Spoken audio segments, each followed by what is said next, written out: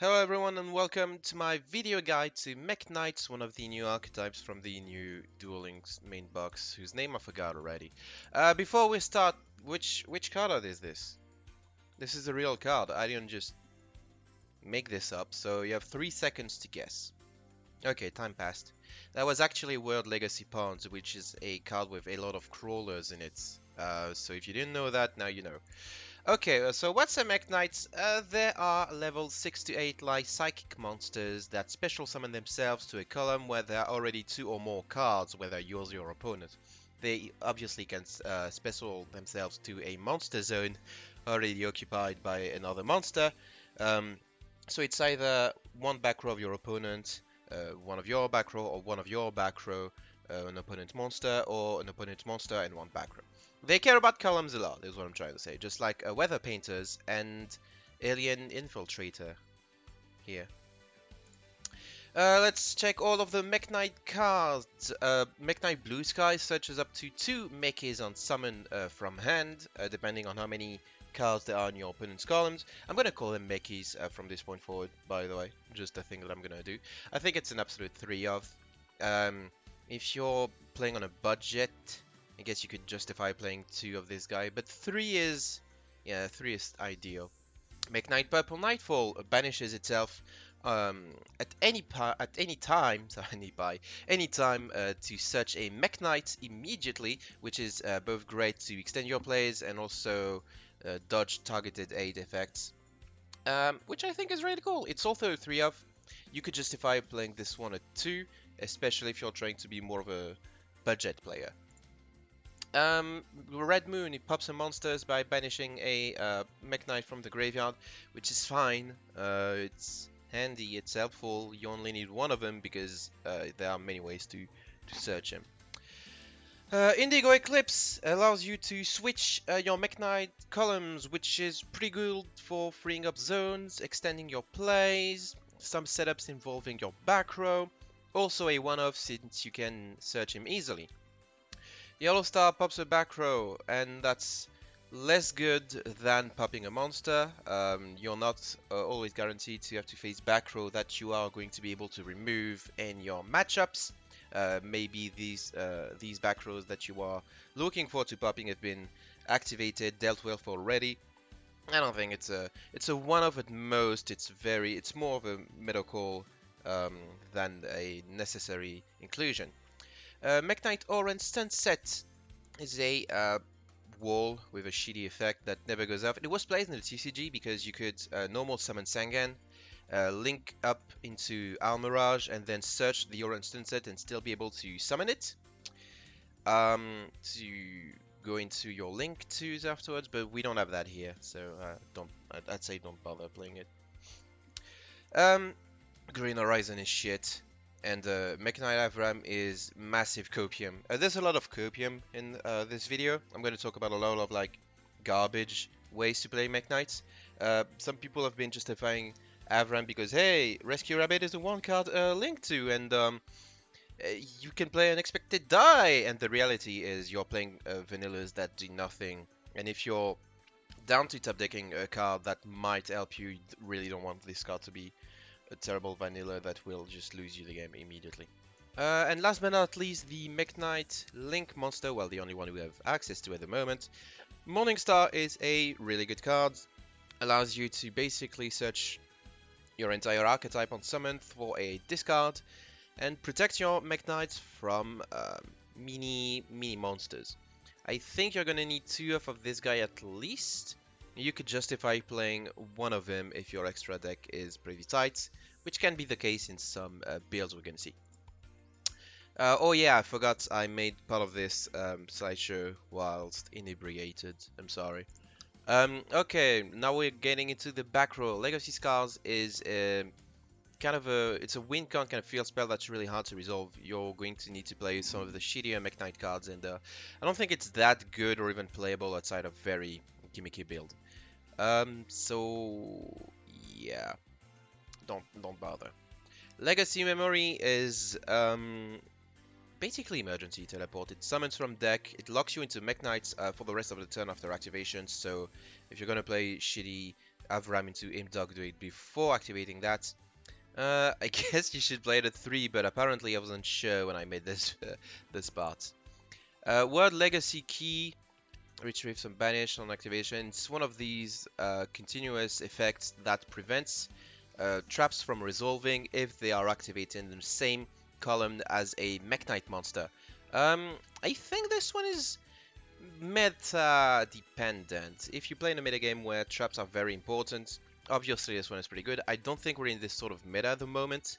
Like, there are some decks that of course use a lot of trap back row cards, Salamangreat and stuff. There aren't that many of those.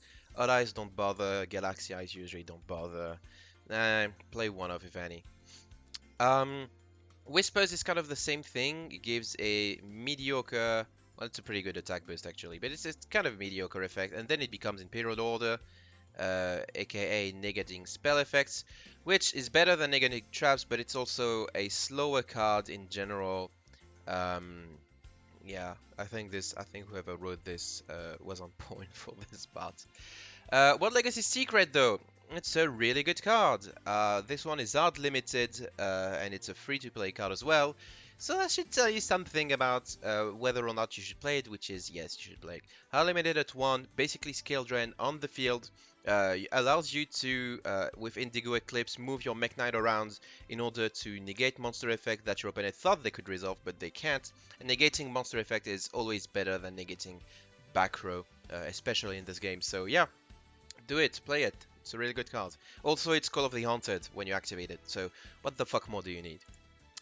Okay, so that's cool, but how do I play turn 1? In the TCG, as I alluded to previously, you had several ways, you know, to make a board turn 1. You had a normal summon into Salamangreat Almirage, which was an instant with a back row set 2 cards in your column for Mekk-Knight plays, and then, I don't know, maybe your normal summon Sangan, you get a search, or you summoned Alistair, and then you can make Almirage become Secure Gardener, whatever the fuck it's called, and use Invocation to have a Mechaba, and then you can continue your plays from this point forward. They also released Gesu the Orcust Mekk-Knights, which, yeah, very on the nose. Which creates a token on your opponent's side of the field just so you can resume your plays. Yeah, we don't have any of those in Duel Links. We don't even have good link ones in Duel Links yet. So here are some of the ideas that I didn't get. These ideas came from this Reddit thread by LWZO. Major thanks to him. Calling you Laszlo from this point forward. So Laszlo had a couple of really great ideas that I think are pretty cool. The first one is playing the Psi Reflector engine, which is basically your normal Psi Reflector. You get Assault Beast, you discard Assault Beast to get Assault Mode activates, you revive the Assault Beast with Psi Reflector, and then you can go into any Synchro monster with level, I think, 5 to 8. Which then 5 to 9 actually, which then allows you, for instance, to go into Start a Charge Warrior, which draws you a card and becomes material for Morningstar. I think this is a cool little trick. A couple of issues: it's not that consistent. You're not guaranteed to draw Psi Reflector, and this card's a brick. This card is massively bad if you draw it, and even once you set it, it doesn't do anything, you know. Option number 2, which is my favorite. You play Lady Debug, which you can search with Silent Mining. Lady Debug searches Microcoder, and you go into a link to with these two, which is going to be Code Talker. And with Microcoder, you can either get another Silent Mining or a Signet Crosswipe, which I guess is decent. I think it's the better way to play Mekk-Knights at the moment. You do have a plan B if things don't go well, and it can easily slot in existing Cyber's Good Stuff strategies with the Code Talker Life skill, for instance.